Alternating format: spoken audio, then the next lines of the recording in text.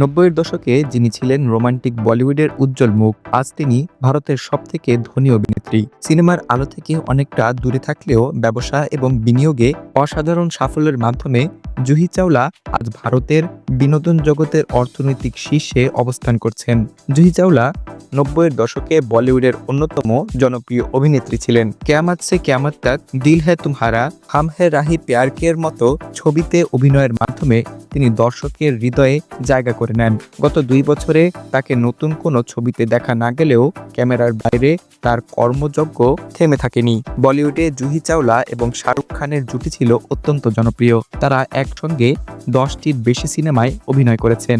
এই জুটির পেছনে বড় ভূমিকা ছিল পরিচালক আজিজ মির্জার। এই ত্রয়ীর পেশাগত সম্পর্ক কেবল সিনেমাতেই সীমাবদ্ধ থাকেনি, ভবিষ্যতে তা ব্যবসায়িক অংশীদারিত্বেও রূপ নেয়। জুহি চাওলার সম্পদের সবথেকে বড় ভিত্তি তৈরি হয় আইপিএল এর মাধ্যমে।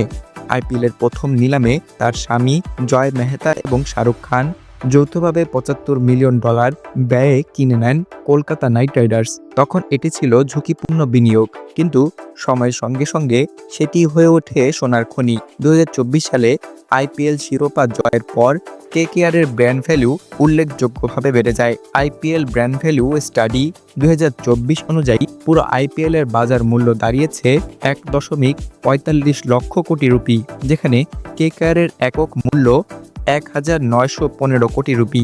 বর্তমানে কেকেআরের মোট মূল্য ৯,০০০ কোটি রুপিরও বেশি বলে ধারণা করা হয়। ২০২৩ সালে জুহি চাওলার মোট সম্পদের পরিমাণ অনুমান করা হয়েছিল প্রায় ৪,৬০০ কোটি রুপি। মাত্র ১ বছরের ব্যবধানে তা বেড়ে দাঁড়িয়েছে ৭,৭৯০ কোটি রুপি, অর্থাৎ ১ বছরে তার সম্পদ বেড়েছে প্রায় ৯,১৯০ কোটি রুপি, যা ভারতীয় বিনোদন জগতে বিরল নজির। এই বিপুল সম্পদের সুবাদে জুহি চাওলা ভারতের শীর্ষ ১০ স্বনির্মিত নারী উদ্যোক্তার তালিকায় ৬ষ্ঠ স্থানে জায়গা করে নিয়েছেন। অভিনয় থেকে পাওয়া খ্যাতিকে তিনি দক্ষ বিনিয়োগ এবং ব্যবসায়িক বুদ্ধিমত্তার মাধ্যমে দীর্ঘমেয়াদী সম্পদে রূপান্তর করতে পেরেছেন।